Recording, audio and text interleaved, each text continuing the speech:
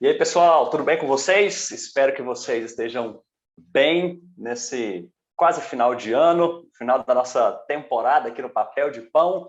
Nós que queremos pensar uma teologia simples para essa nossa vida complicada. E hoje, falando a respeito do sétimo mandamento, não adulterarás. Só para lembrar a nossa equipe aqui, o nosso time, eu, Gustavo, Rafa, Colbate, Vinícius, Jordão e Jones, Fernando, para pensarmos a respeito disso. Adultério.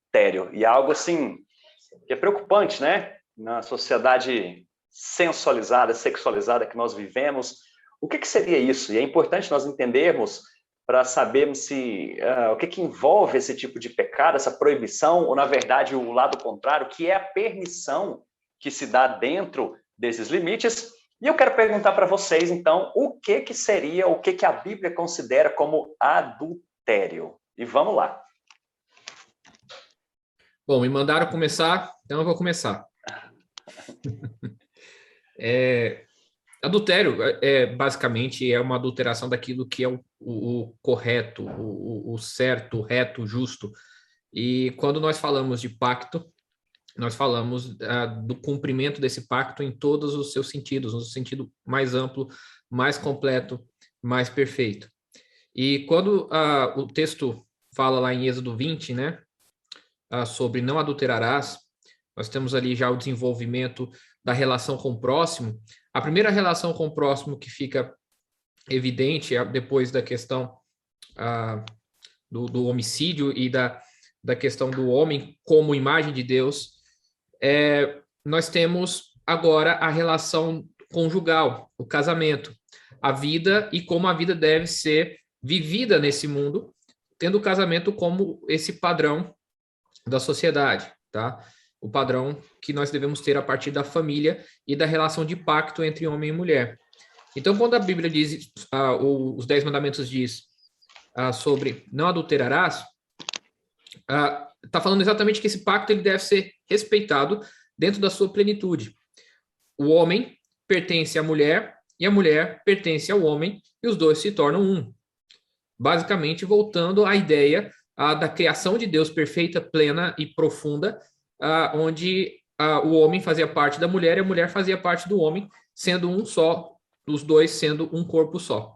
Tá? Então, quando você fala de não adulterar, é romper esta relação, esse pacto pleno, profundo, perfeito, exclusivo, único entre um homem e uma mulher, que estabelece uma casa, estabelece uma família e, consequentemente, estabelece o mundo que Deus tem como propósito, tá? Então, Rafa, quando você fala aí te interrompendo aí, né? Pode falar. Quando você fala a respeito de adultério e está falando de casamento, nós estamos, então, aqui colocando o nosso foco exatamente nesse contexto. Esse termo não pode ser, ou ele é usado dentro desse contexto de aliança de casamento, não é qualquer tipo de relacionamento, então. Ele está falando sobre casamento. Obviamente que isso pode ser estendido a nível de aplicação e ilustração a outros relacionamentos, mas aqui, no caso do texto, está falando de casamento, homem e mulher. Está falando da relação pactual conjugal. Tá? Então, o texto vai falar exatamente isso, sobre não adulterar, não romper este pacto entre homem e mulher. Ótimo. E mais uma pergunta. Porque o que fica claro em nossa mente do adultério tem a ver com conjunção carnal, tem a ver com o sexo em si. Mas nós podemos limitar exatamente a isso? Ou o que envolveria o pecado do adultério? Existe algo mais? Ou nós estamos falando também especificamente de algo assim pontual? Legal, Gustavo. Eu acho que a gente pode dividir o adultério em 3 esferas, se nós podemos colocar dessa forma. Então, nós estamos falando da sexualidade, então nós estamos falando da exclusividade da sexualidade, nós estamos falando da fidelidade do pacto e nós estamos falando da lealdade do coração. Então, eu poderia dividir esse adultério nessas 3 esferas. Deixa eu tentar explicar cada esfera dessa rapidamente, para que a gente possa caminhar junto aqui. Quando eu estou falando da relação sexual como algo exclusivo, eu quero ler uma frase do Tim Keller aqui, que ela diz o seguinte, olha só. O sexo é, talvez, o meio mais poderoso que Deus criou para ajudar você a se entregar inteiramente ao outro ser humano. É o modo designado por Deus para que 2 pessoas digam uma à outra, pertenço completamente, inteiramente e exclusivamente a você. O sexo não deve ser usado para dizer nada menos do que isso. Então, quando nós estamos falando da dimensão da exclusividade sexual, que é isso que você acabou de colocar aí, nós estamos falando disso. Poxa, há uma representação aqui extraordinária. É a maneira mais pura que eu tenho de dizer para o outro, eu pertenço a você. Mas é claro que quando a gente está numa relação pactual, ela não se limita à realidade do sexo. Então, aí a gente trata da ideia da fidelidade. Nesse caso aqui, não adulterarás, tem a ver com não seja infiel. E aí, não ser infiel é você quebrar esse pacto. E como que eu quebro esse pacto? Quando o meu comprometimento não é completo, quando eu minto, quando eu tenho uma aliança com outra pessoa, ou seja, eu trago uma terceira pessoa para a realidade desse pacto, quando eu sou ausente ou eu sou frio, quando eu não cumpro ou não mostro interesse sexual, quando eu sou desrespeitoso. Então, tudo isso tem a ver com fidelidade. E observe, aqui nós não estamos falando mais dessa relação carnal, nós estamos falando da convivência, do dia a dia. E aí nós podemos entrar também na outra esfera, que é a esfera da lealdade. E aí, na lealdade, nós estamos falando do coração. O que o seu coração deseja? O outro ou não? O que você tem colocado à frente dessa relação? E aí a gente certamente vai lá para o texto de Jesus em Mateus, que ele diz que quando você olha para alguém com desejo, então você já adulterou. Ou seja, você não está sendo leal com a pessoa com quem você tem uma aliança estabelecida, um pacto estabelecido. Então, observe que quando a gente fala não adulterarás, nós estamos falando de coisas assim extremamente profundas. Não é simplesmente não tocar na outra pessoa, não ter relação sexual com outra pessoa, que é o que muita gente pensa nos dias de hoje e é o que estava na mente dos fariseus. Por isso que Jesus coloca essa ideia do coração. Ele diz, você desejou algo impuro no seu coração? Já era, amigão, você caiu, já tá aí, já tá arriscado seu nome aí nesse negócio. Ô Vinícius, estava vendo aqui o Breve Catecismo, ele fala assim, a respeito do sétimo mandamento, que ele exige a conservação da nossa castidade e da do nosso próximo no coração, nas palavras e no comportamento. Então, envolve muito o que você está falando aí. Excelente, é isso mesmo. Para ficar bem claro, porque às vezes alguém está trocando mensagens com uma terceira pessoa e fala, poxa, eu não adulterei, aqui apesar da gente ter trocado umas palavras picantes aqui, mas não aconteceu nada, fica tranquilo que foi só... Opa, né? Ou pornografia, né? Pornografia, cara, exatamente isso. Né? E, cara, que problemática a gente tem que lidar hoje dentro dos casamentos, e nós estamos falando de pornografia aqui, não só masculina, mas do outro lado, é o feminino também. Gente envolvida com isso, né? Que produz vício, produz dependência. E, cara, né? Que difícil ter que lidar com isso hoje dentro dos lares. Gustavo, imagina o seguinte, pensa a frase do Keller que eu acabei de ler agora aqui, que ele coloca que o sexo é a maneira mais profunda que você tem para dizer ao outro, eu pertenço a você inteiramente, completamente, exclusivamente. Por quê? Porque o sexo é justamente a realização física do pacto. Como é que Adão e Eva casaram? A gente já falou isso aqui em algum outro episódio. Não teve cartório, não teve um pastor, não teve nada. Eles tiveram a relação carnal e ali se consumou a realidade do pacto. Agora, observa como isso é profundo. Quando eu me relaciono sexualmente com uma pessoa, de forma que eu não estou disposto a dizer isso para ela, eu pertenço completamente, inteiramente, exclusivamente a você, o que eu estou fazendo? Adulterando o símbolo do pacto.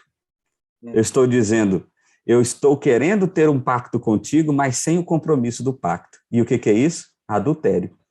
Então, por isso que jovens solteiros que hoje têm tido relação sexual com diversas pessoas, espiritualmente elas estão falando, olha, eu quero ter um pacto contigo, mas sem o comprometimento necessário. E isso é adultério. Adultério do próprio pacto, né, em si. Excelente. Jones, e o que você pensa a respeito disso? Eu estou só vendo aqui as ideias e aprendendo bastante, comparando uns textos, está sendo bom. Eu tenho uma questão para destacar, porque parece-me que existe uma cultura de adultério no Brasil, né? Um adultério cultural. vamos dizer assim. Eu me lembro que no período do seminário, ainda, eu fui comer um pit dog, comer um cachorro-quente, cachorro-quente, ó, tô igual o inglês. Um sanduíche num pit dog, que é a sanduicheria tradicional aqui de Goiânia, e estava assistindo ali a TV que estava passando no pit dog, estava passando uma novela de uma emissora que tem um símbolo de um globo, né? Todo mundo conhece. E aí, nessa novela, um camarada tinha acabado de trair a esposa. E aí a amante sentou do lado dele e ele estava meio triste, né? E ela disse: por que você está triste? É a sua primeira vez? Por que você está assim? Não, isso é muito natural, isso é muito normal. Tadinha, é a sua primeira vez, você vai ficar bem. Entenderam? Então, existe essa cultura do adultério, né? Nós vivemos num país extremamente complicado nessas questões de sexualidade, né? Inclusive, a principal festa é o carnaval.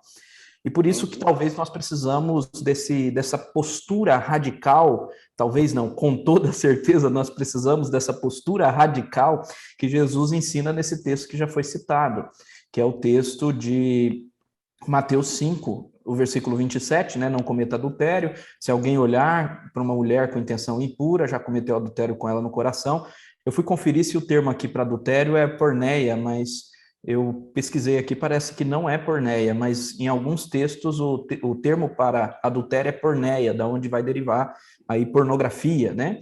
E aí, na sequência do texto, que é interessante, o texto diz: se o seu olho direito leva você a tropeçar, arranque-o e jogue fora, pois é preferível você perder a parte do seu corpo do que ter o corpo inteiro jogado no inferno. Se a sua mão direita leva você a tropeçar, corte-a e jogue fora, pois é preferível você perder uma parte do seu corpo do que o corpo inteiro e ir para o inferno. Literal. Teve um pai da igreja aí que pensou nisso literal e se autocastrou, né, que foi Orígenes. Não é isso que o texto está ensinando, mas está ensinando a ter essa postura radical contra esse pecado, contra essa cultura, contra o que é passado nas mídias, para que nós venhamos tomar cuidado no nosso coração. Aquilo que o Paulo ele vai falar, né? Aquilo que nós semeamos, nós vamos colher. E ele diz que de Deus não se zomba. Isso é claro, isso é certo. Se a gente semeia da carne colheremos corrupção. Então, como vencer o adultério? Como vencer toda essa cultura pornográfica que existe no nosso país? Se nós estamos semeando adultério, se nós estamos dando ouvidos às mídias e à cultura do adultério.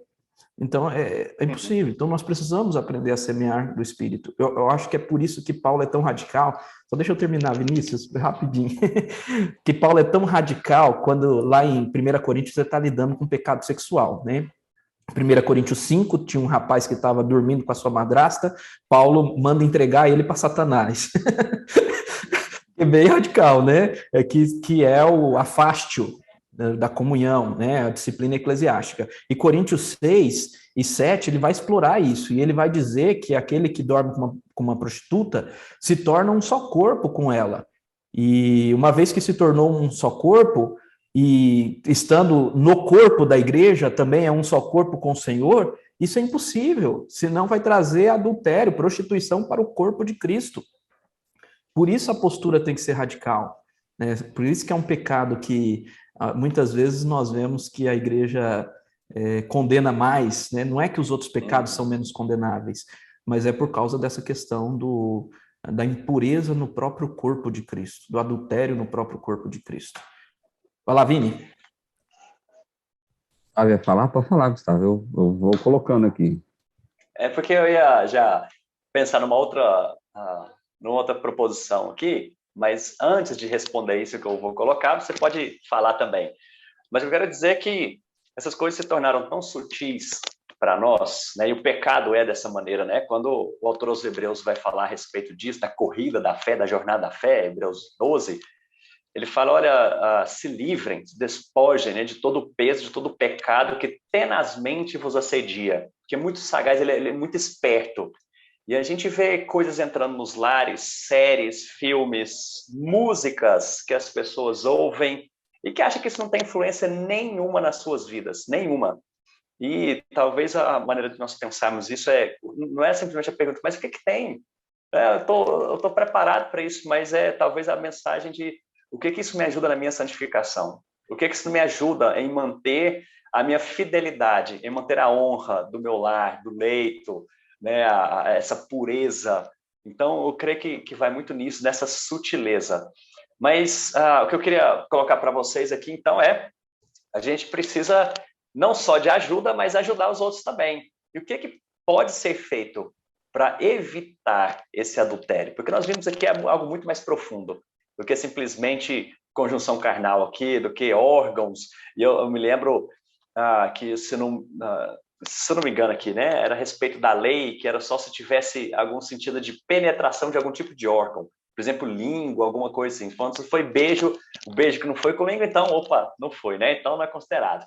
Então, mas claro que a história não é bem assim, né? E eu queria, então, perguntar para vocês, antes de responder, o Vinícius pode falar, mas o que então? Quais dicas, que passos seguirmos para não cair em adultério, para cumprir esse mandamento aqui? Ou, pelo outro lado, se quiserem falar também, quais as alegrias que nós temos diante disso? O que é permitido, tá ok?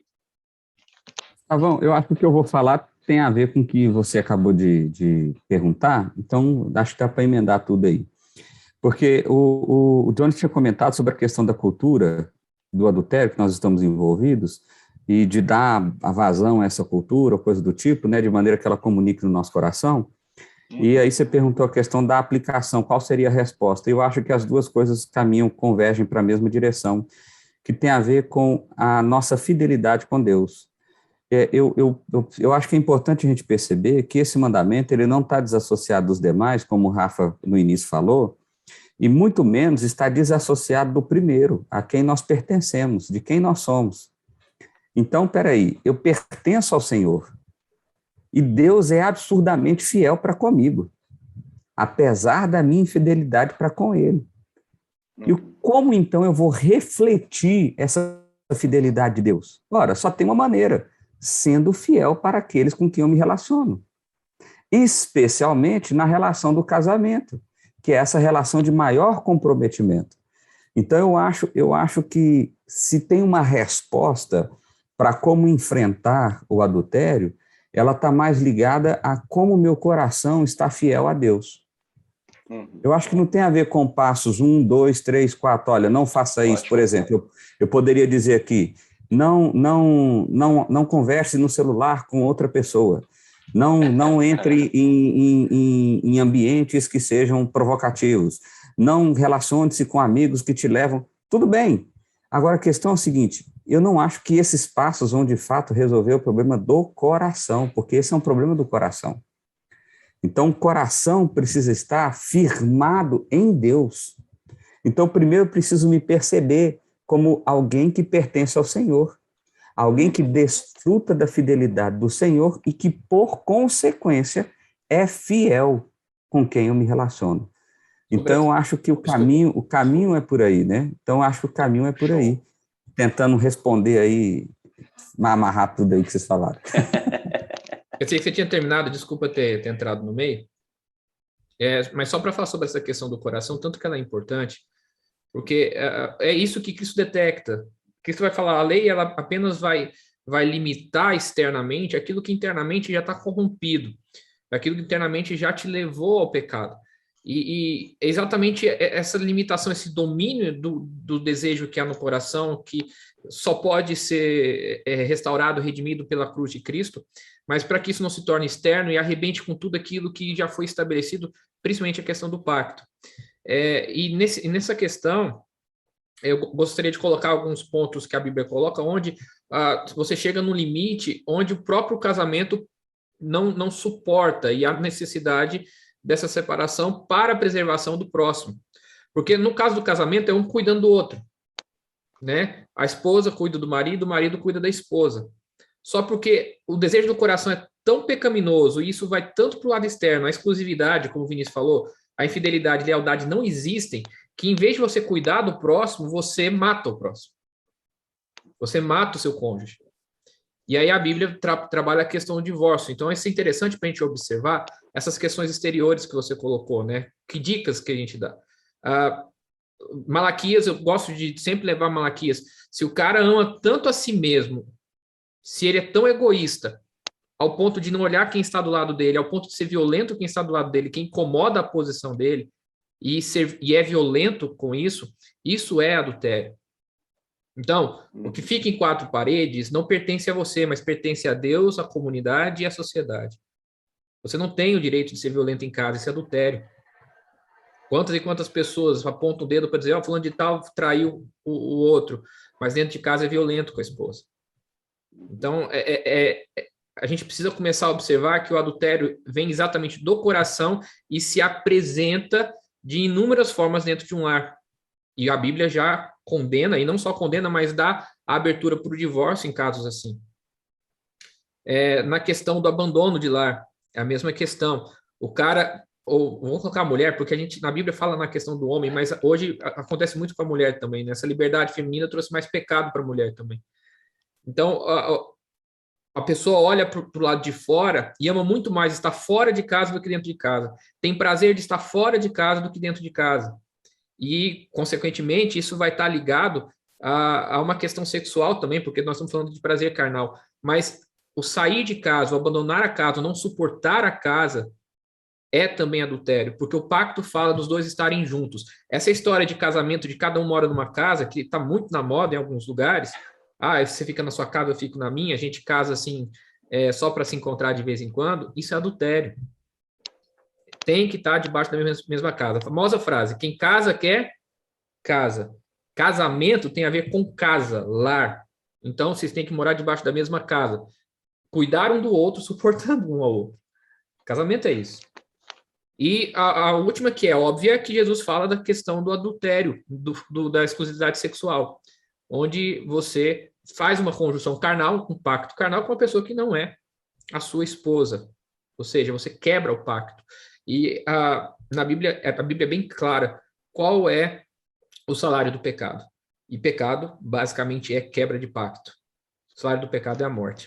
Então, quando o coração está ligado ao adultério, quando o coração está ligado ao mal, você vai ter consequências dentro da sua casa. E a Bíblia é bem clara dessas situações limites, dessas situações que realmente nem a hipocrisia consegue segurar mais. Então, não adulterarás? Começa lá do começo, lá do coração, antes que seja tarde na sua casa.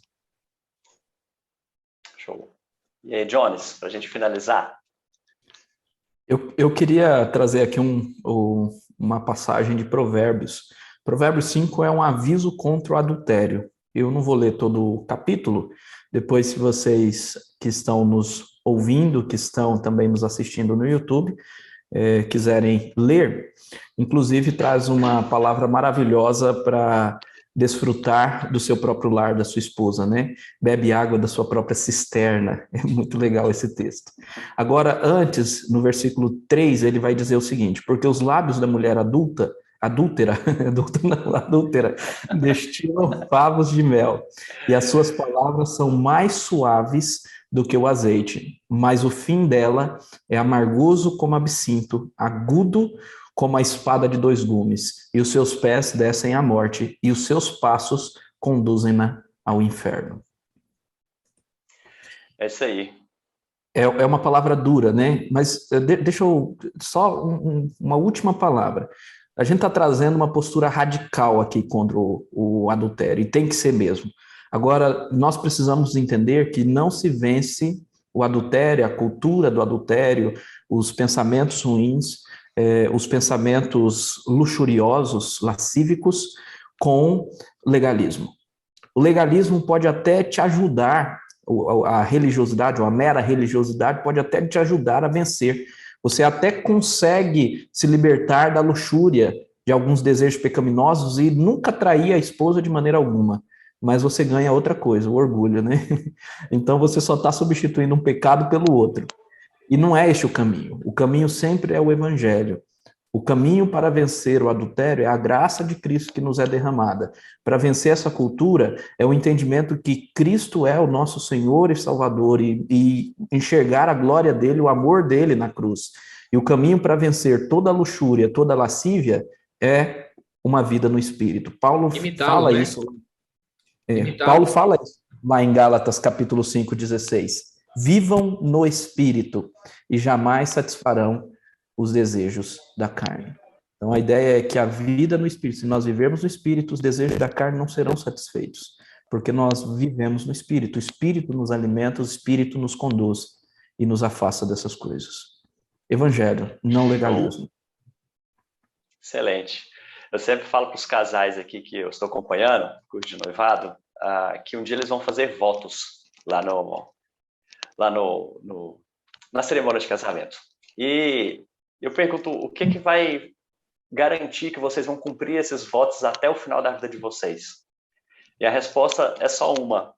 É o amor que vocês têm por Deus. É a aliança, em primeiro lugar, que vocês têm por Deus.